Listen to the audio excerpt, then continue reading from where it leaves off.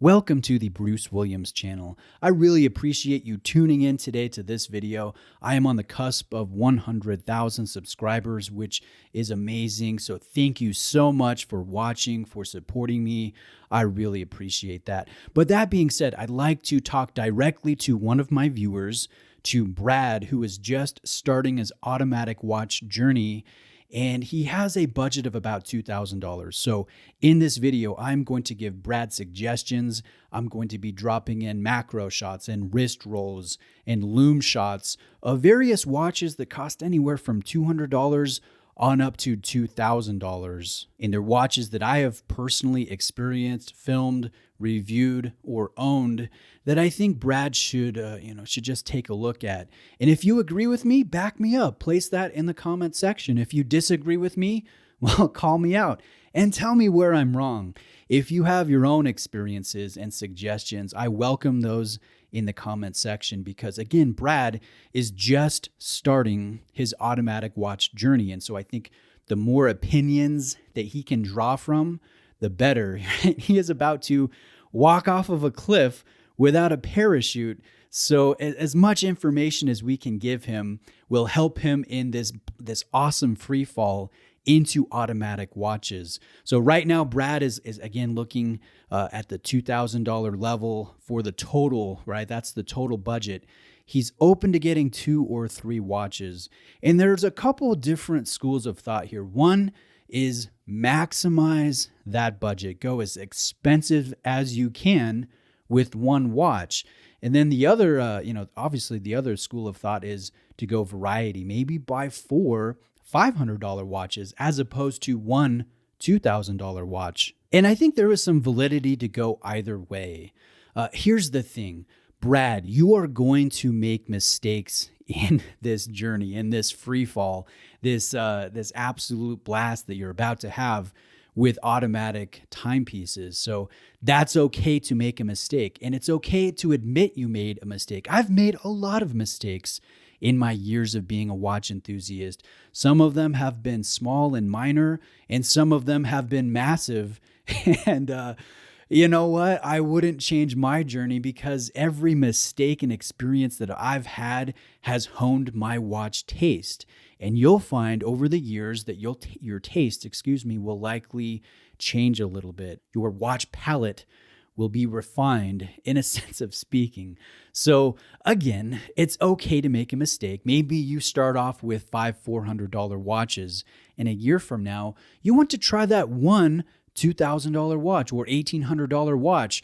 In my opinion, I don't see anything wrong with moving on from those lesser priced watches that you've had, that you've experienced with, and going up into a different tier, because every tier, at least this has been my experience, has something to offer that's unique and appealing and enticing.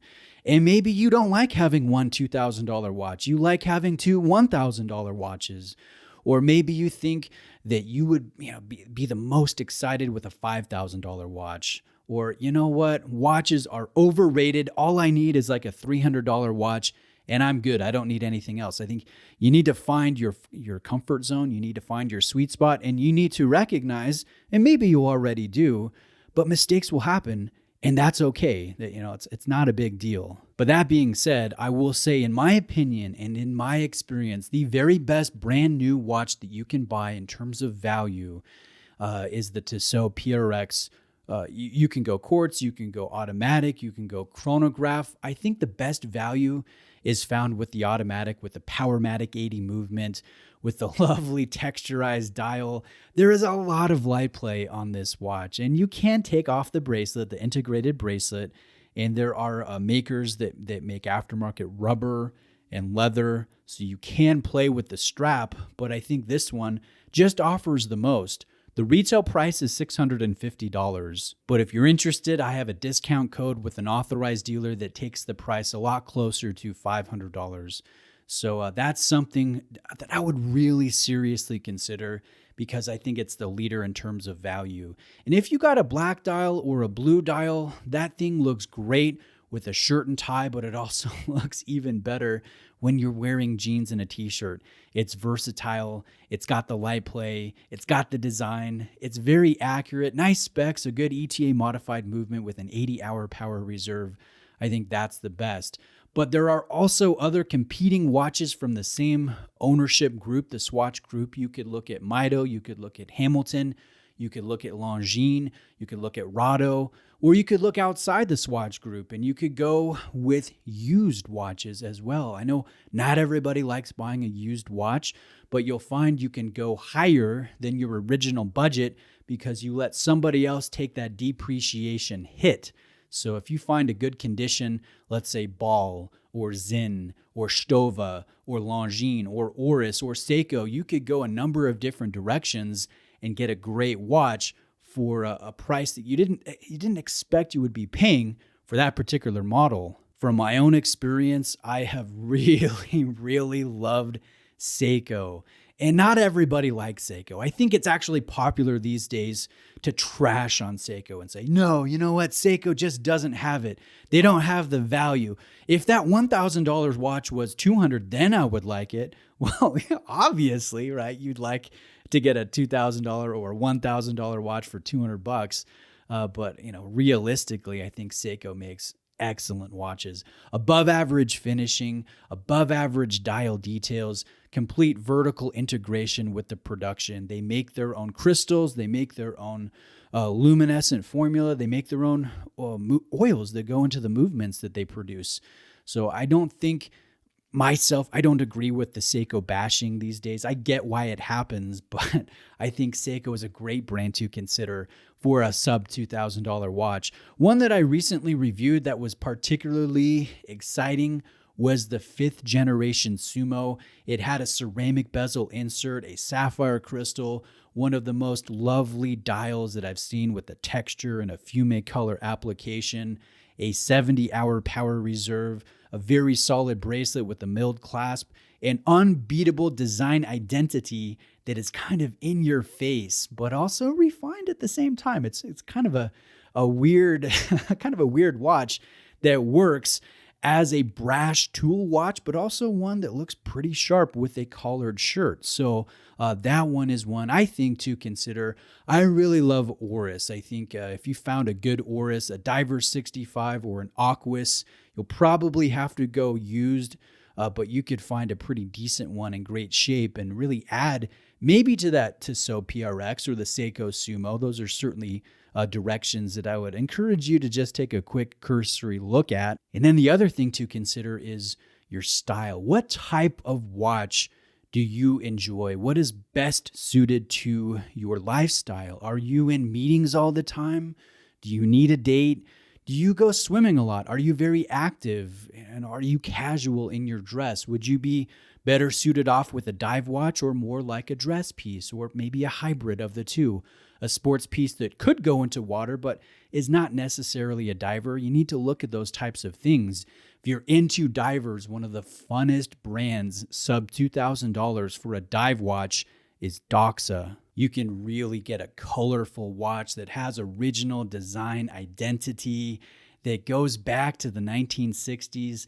These were true divers. Obviously, Doxa today is not the same brand as it once was decades and decades ago, but they create very faithful homages to those original impressive divers that are a blast to wear. And there are some fun color iterations too. So if you got something, let's say from Hamilton, that is very basic and conservative, you could inject some flavor with a nice Doxa. A couple other things to consider is going with a German brand like Laco or Stova. You can get a very nice German watch for well under $1,000, depending on the model that you're going for.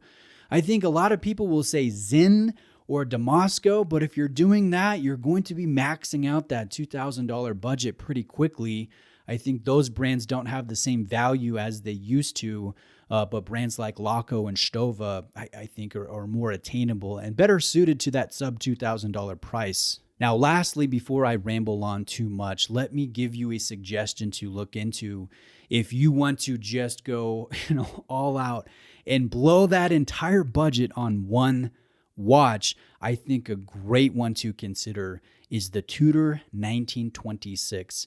It's thin, it's trim, the dial is beautiful, right? This textured dial is made by the same manufacturers that used to make the tapisserie dial for Audemars Piguet for the Royal Oak. So, I mean, there's a lot to enjoy with this. This is not an in-house movement, so it will be very simple and easy to service, whether you go through Tudor or you go through a trusted certified watchmaker. I like the bracelet, and I like the fact that this watch could be worn technically in water, right? I wouldn't want to swim with it, but if you were washing dishes or you fell off a boat into a lake or something, you're going to be fine. The watch will be fine, but it also looks really nice with jeans or with a dress shirt or a suit, depending on what your lifestyle is like. So I think the Tudor 1926 is great if you want to blow the budget on one watch, but other than that, take a look at Zodiac, take a look at Sontag Heuer, take a look at Orient, take a look at used Nomos or Frédéric Constant or Fortis. I mean, there are a number of awesome brands out there, so make some mistakes, explore a little bit, and see what really speaks to you. Because at the end of the day, who cares what Bruce Williams thinks about what Brad should do with his own watch collection? Brad, the responsibility is on your shoulders. So, buy watches that speak to you and experience those watches. If you make a mistake, move on. It's okay to make mistakes. And most of all, just have fun on the journey. So I hope you've enjoyed this video. Thank you very much for watching. And thank you everyone for your contributions in the comment section. I'm looking forward to reading them. Oh, and if you have a question, let me know. Send me an email. It might take me a month, but let me know. Maybe I can do a video response if you're interested in that. All right, guys, thanks again. See you next time.